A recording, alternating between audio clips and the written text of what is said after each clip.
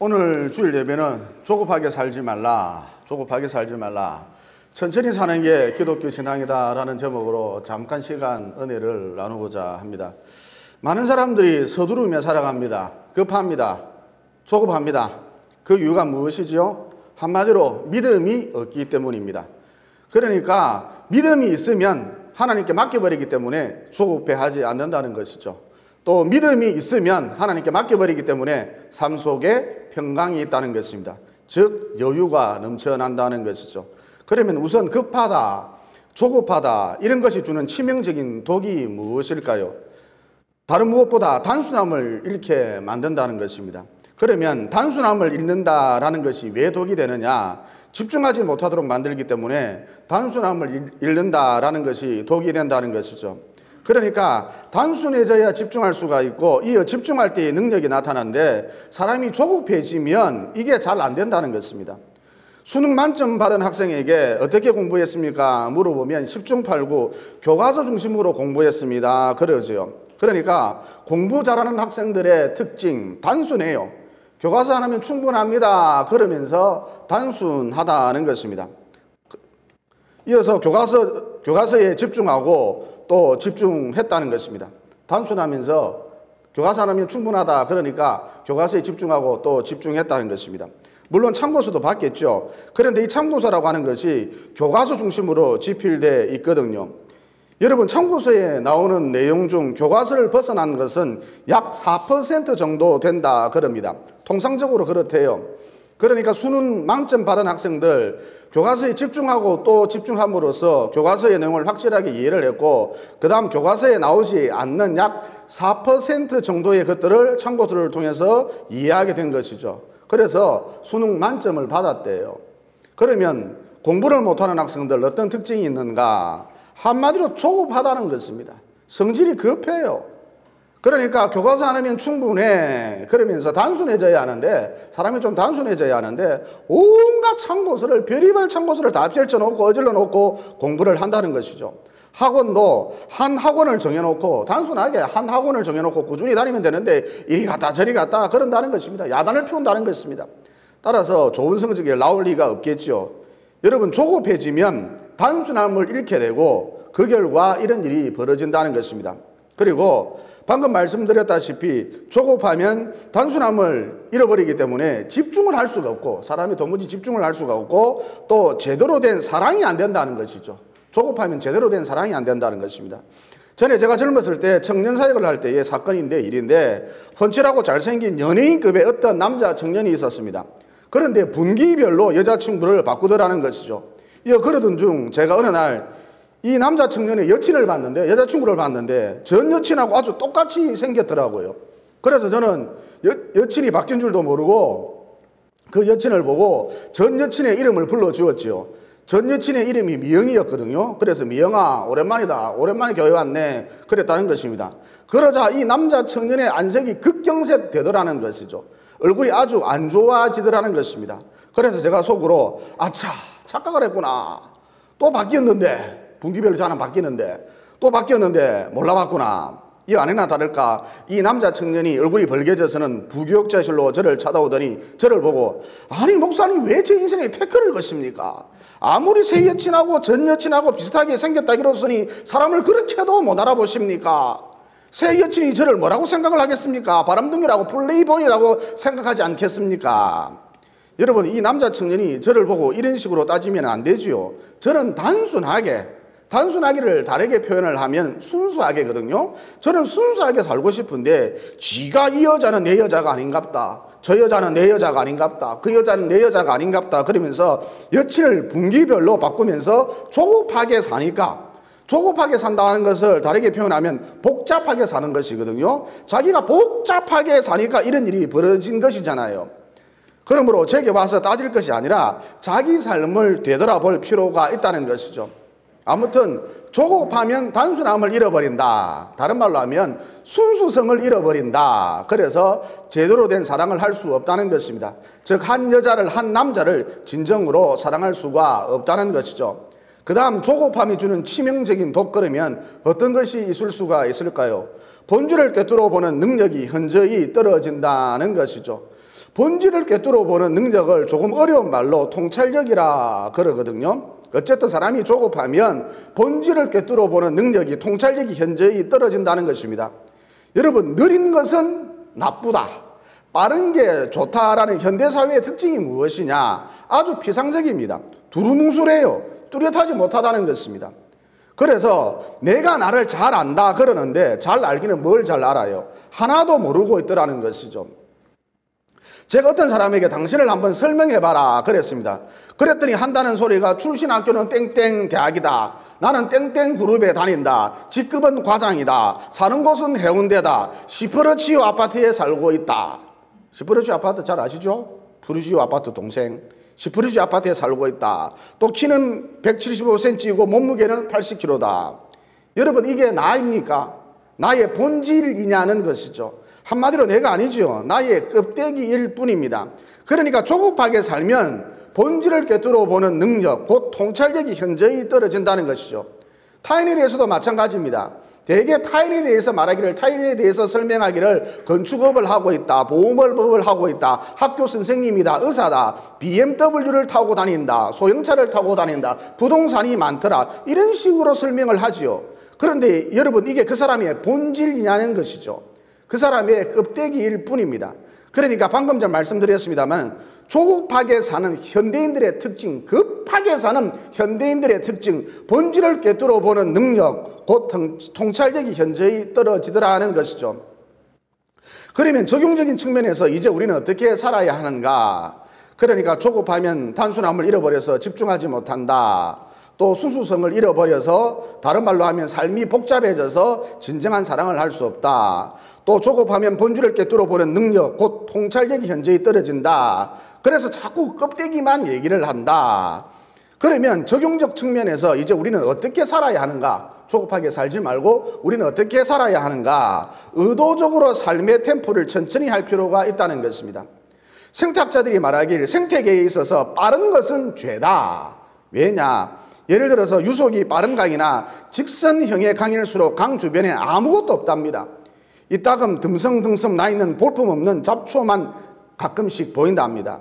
그런데 유속이 느린 강이나 구불구불한 강 주변에 보면 온갖 생명들로 가득하다는 것이죠. 그야말로 생물 도감에나 볼 수 있는 각양각색의 생명체들을 다 볼 수가 있답니다. 그러니까 의도적으로 삶의 템포를 천천히 할 필요가 있다는 것입니다. 예를 들어서 식사를 하실 때에 이제 백신도 나오고 코로나도 곧 끝날 것 아니에요. 그래서 이제 식사를 하실 때, 교회에서 식사를 하시든 집에서 식사를 하시든 어디서든지 식사를 하실 때에 밥을 급하게 막 밀어 넣지 마시고, 무슨 목구멍이 가수구도 아니고 막 급하게 밀어 넣지 마시고, 비록 두세 명이 모여 앉아 식사를 한다 할지라도 누가 대표 기도도 좀 하시고, 또 한 주간 살아온 이야기도 나누시고, 기도 제목도 나누시고, 아픔도 나누시고, 즐거움도 나누시고, 이렇게 의도적으로 삶의 템포를 천천히 할 필요가 있다는 것이죠. 그러면 생명이 살아나는, 곧 나도 살아나고 상대방도 살아나는, 주변이 살아나는 신비를 경험하게 된다는 것입니다. 그리고 여러분, 내 인생이 왜 급하게 빨리빨리 진행되지 않을까요? 그러니까 우리에게 많은 기도 제목들이 있을 것 아니에요. 그래서 기도를 했더니 급하게 단번에 빨리빨리 기도 제목들이, 기도한 것들이 이루어지던가요? 되게 일반적으로 그럴 리가 없습니다. 그러면 하나님께서 왜 이렇게 하시느냐? 서두르지 않으시느냐? 나로 하여금 계속해서 기도하게 만들려고. 이 우리가 계속 기도하다 보면 어떤 결과가 나타나느냐? 여러분, 기도란 영혼의 호흡이거든요. 그래서 계속해서 기도를 하다 보면 내 영혼이 살아난다는 것이죠. 이어 내 영혼이 살아나면 그때부터 어떤 현상이 나타나느냐? 죽은 영혼이 보이기 시작한다는 것입니다. 그러니까 죽은 것은 죽은 것을 보지 못한다고, 살아있는 것만 죽은 것을 볼 수 있잖아요. 죽은 것은 죽은 것을 보지 못한다고. 내 영혼이 죽어 있으면 죽은 것, 곧 죽은 영혼이 내 눈에 들어오지 않는다는 것이죠. 하지만 기도를 통해서 내 영혼이 살아나면 그때부터 주변에 죽어가는 영혼들이 막 내 눈에 들어오기 시작한다는 것입니다. 그래서 할 수만 있으면 죽은 영혼들을 교회에 데리고 나와서 살려놓으려 한다는 것이죠. 그러므로 하나님께서 내 기도를 급하게 빨리빨리 들어주시지 않는 그 이유가 무엇이냐? 나로 하여금 계속 기도하게 만들어서 내 영혼을 살려놓고 또 주변에 죽은 영혼들을 살려놓기 위해서다라는 것입니다. 여러분, 신약 성경에 보면 야이로의 딸이 급성으로 어떤 병을 얻었지요. 한마디로 급한 일이 생겼다는 것입니다. 그런데 예수님께서는 일부러 한 템포 늦추셔서 천천히 움직이셨지요. 이에 예수님께서 한 템포 늦추셔서 천천히 움직이시던 와중에 12년간 출혈성 하열병으로 고생하던 어떤 여인을 만나게 되었습니다. 밑으로 계속 피를 쏟는 그런 여인을 만나게 된 것이죠. 그래서 예수님이 이 여인을 고쳐주셨지요. 그리고 이 여인은 예수님을 믿게 되었습니다. 영혼이 구원받았습니다. 지옥에서 천국으로 그 영혼이 옮겨졌습니다. 그러니까 뭐예요? 괴이게 없던 길이었고 둘러가는 길이었지만 또 하나의 생명을 살리는 역사가 나타났다는 것입니다. 그러므로 한 템포 늦추어서 한 템포 늦추어서 주변도 둘러보고 주변 사람들이 어떻게 사나 형편도 살펴보고 또 기도 응답이 늦는 것 같아도 더딘 것 같아도 여유를 가지고 계속해서 기도해 보라. 그러면 나도 살아나고 상대방도 살아나고 내 주변도 살아나고 곧 생명이 살아나는 신비를 맛보게 된다는 것이죠. 그 다음 우리는 어떻게 살아야 하는가? 조급증에서 탈출하려면 무엇이 필요한가? 하나님이 다스리신다. 누가 다스리신다고요? 하나님이 다스리신다. 이런 믿음이 필요하다는 것입니다. 제가 신앙생활을 불성실하게 하는 사람들에게 웬만하면 주일 성수하시고 예배 좀 드리시죠. 그러면 거의 대부분 어떤 말을 하느냐? 시간이 없답니다. 여유가 없고 바쁘대요. 그러면 왜 이 사람들은 늘 바쁜가? 여유가 없는가? 하나님이 다스리신다. 이런 믿음이 없기 때문인 것이죠. 그래서 누가 나를 지켜줘야 합니까? 내가 나를 지켜줘야 하거든요. 이에 항상 바쁘더라, 정신없이 살더라, 매사에 조급하더라는 것이죠. 레위기 20장 21절에 보면 이런 말씀이 나옵니다. 하나님께서 이스라엘 백성들에게 하신 말씀인데 너희들은 7년째가 되면 일하지 말고 쉬라, 즉 안식년을 지키라. 그 다음 22절에 아주 중요한 말씀을 하셨거든요. 내가 6년째 되는 해에 3년치 먹을 양식을 주리라. 그러니까 뭐예요? 하나님이 다스리신다는 것입니다. 즉 하나님이 내 인생을 책임져 주시겠다, 이런 의미인 것이죠. 그러므로 조급증에서 탈출하려면 하나님이 다스리신다, 이 믿음을, 다른 게 아닙니다. 이 믿음을 소중히 생각을 하고 우리 마음 가운데 간직해 둬야 한다는 것입니다. 여러분, 광야에서 우물을 파서 물을 구한다는 것은 100분의 1의 확률입니다. 그러나 그렇다 할지라도 광야에서 살려면, 광야에서 생활하려면 무조건 우물을 파야 하거든요. 그래서 이삭이 우물을 팠는데 파자마자 생수가 콸콸 쏟아져 나오는 거예요.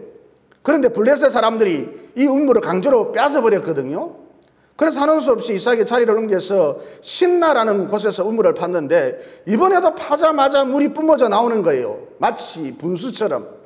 그런데 이번에도 블레셋 사람들이 나타나서 그 우물을 뺏어버렸습니다. 옛날에 우리 땅이었다 그러면서.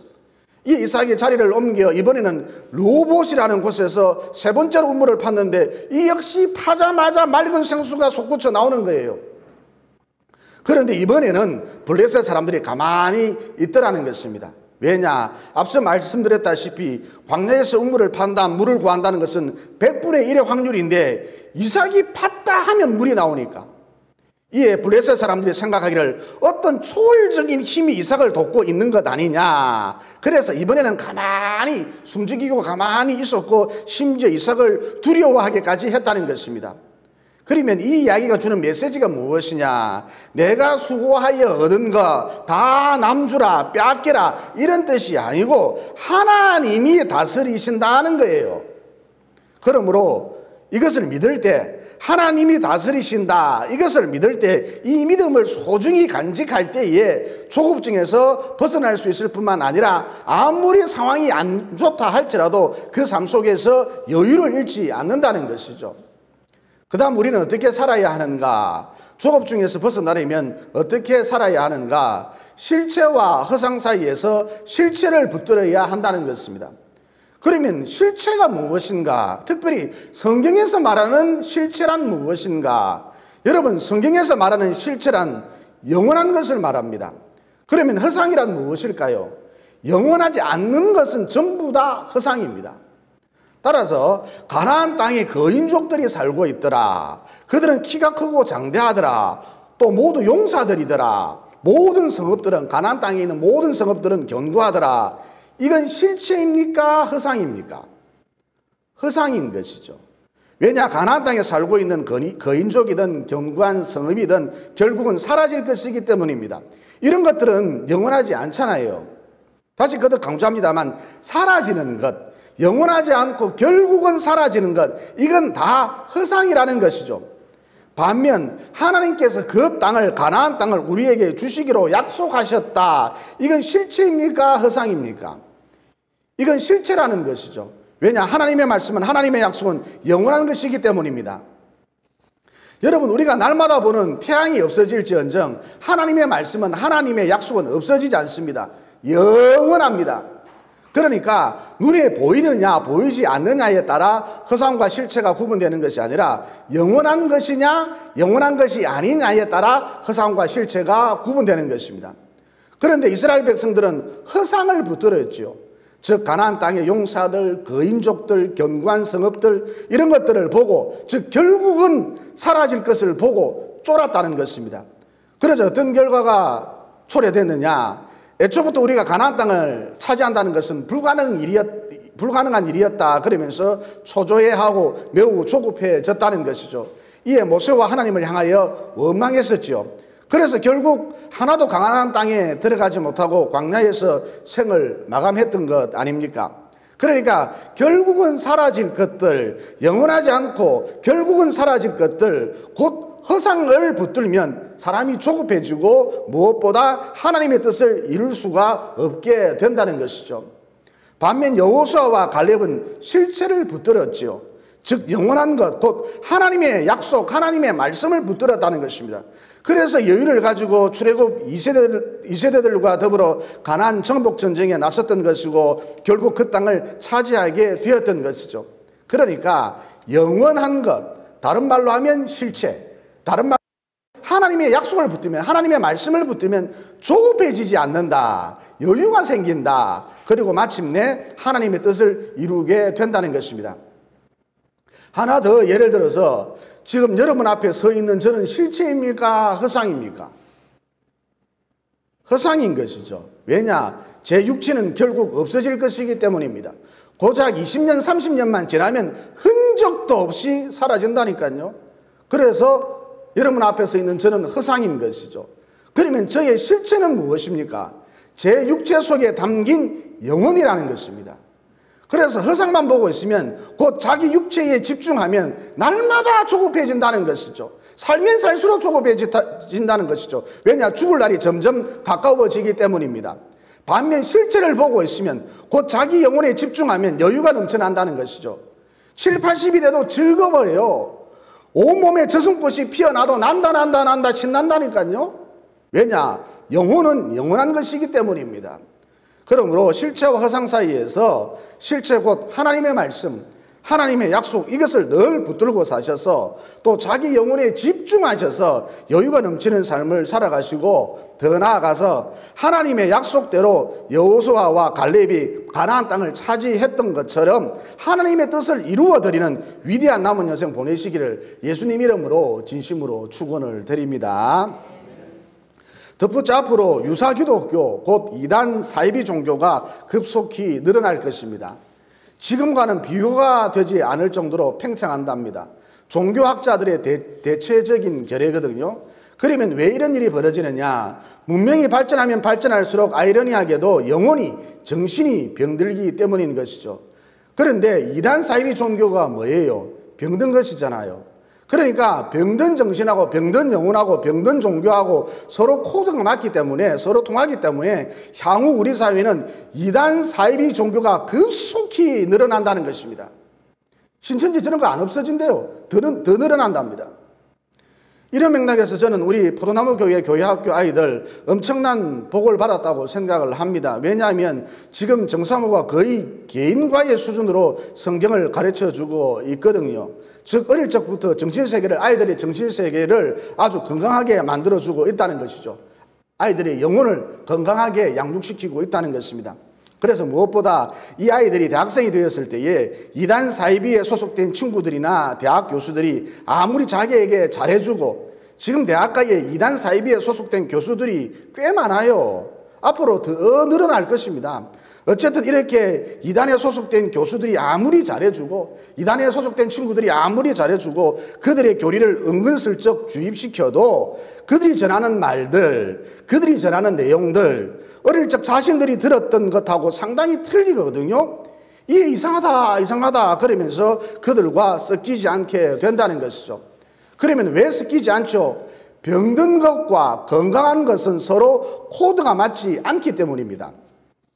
그래서 제가 매번 강조하는데, 제발 어린 자녀를 둔 우리 부모님들 하루에 한 장, 안 되면 한 절이라도 좋으니까 꼭 성경책을 읽으십시오. 히브리서 4장 12절에 보면 이런 말씀이 나오죠. 하나님의 말씀은 살아있고 활력이 있어 좌우의 날선 어떤 검보다도 예리하여 홍과 영과 및 관절과 골수를 찔러 쪼개기까지 하며 또 마음의 생각과 뜻을 판단하시느니라. 그러니까 뭐예요? 하나님의 말씀은 생명이라는 것입니다. 생명이 무엇이냐? 하나님의 말씀이라는 것이죠. 생명이 무엇이냐? 성경책이라는 것입니다. 여러분, 사람이 생명으로 충만하지 않으면 좀비가 된다니까요. 껍데기만, 육체만 살아있어요. 그래서 속이 허하기 때문에, 공허하기 때문에 이 공허함을 잊으려고 미친 듯이 바쁘게 산다는 것이죠. 그러니까 미친 듯이 바쁘게 사는 사람들, 정신없이 바쁘게 사는 사람들, 그 이면을 보라는 것입니다. 저 인간 도대체 왜 저러고 사나? 그 이면을, 본질을 보라는 것이죠. 한마디로 자기를 계속 뺑뺑이 돌리는 사람들, 자기 속이 허하기 때문에, 공허하기 때문에 저러고 산다는 것입니다. 이 아무리 정신없이 바쁘게 살아도 속은 여전히 휑하거든요. 속은 여전히 공허하거든요. 아무리 자기를 뺑뺑이 돌려도 속은 여전히 허하거든요. 공허하거든요. 그리고 이 공허함이 어떤 모습으로 드러나느냐? 초조함과 조급함으로 드러난다는 것입니다. 그래서 다람쥐 쳇바퀴 돌리듯 계속 바쁘게, 더 바쁘게 살아야 돼, 더 바쁘게 살아야 돼, 어제보다도 더 바쁘게 살아야 돼, 오늘은 더 바쁘게 살아야 돼, 그러면서 자기를 연이어서 몰아붙인다는 것이죠. 삶 속에 진정한 쉼이 없어요. 그런데 성경 말씀은 생명이기 때문에, 영혼을 살려주는 생명이기 때문에 사람이 자꾸 이 말씀을 접하게 되면 마음의 공허감이 사라진다는 것이죠. 이상하게도 성경 말씀을 자꾸 읽으면 마음이 충만해져요. 속이 꽉 찬다는 것입니다. 그래서 왠지 모르게 여유가 생기고 또 안정감이 생긴다는 것입니다. 그래서 여러분, 부모된 우리들이 자꾸 말씀을 접해서 안정화되면, 안정적으로 살아가면 응당 우리가 키우는 자녀들도 안정적으로 성장할 수밖에 없겠지요. 즉 아이들이 초조해하지 않는다는 것입니다. 조급해하지 않아요. 천천히 하나씩 결과물을 만들어내는 하나님의 일꾼으로 자라게 된다는 것이죠. 그러므로 성경을 통해 날마다 생명을 공급받음으로 남은 여생 마음이 충만해지시고, 공허감이 사라지시고 마음이 충만해지시고 여유를 누리는 가운데 안정적으로 살아가시고, 더 나아가 나의 자녀들도 안정적으로 키워나가시는, 곧 훌륭한 하나님의 일꾼으로 선정시키시는 위대한 부모들이 다 되시기를 예수님 이름으로 진심으로 축원을 드립니다. 기도드리겠습니다.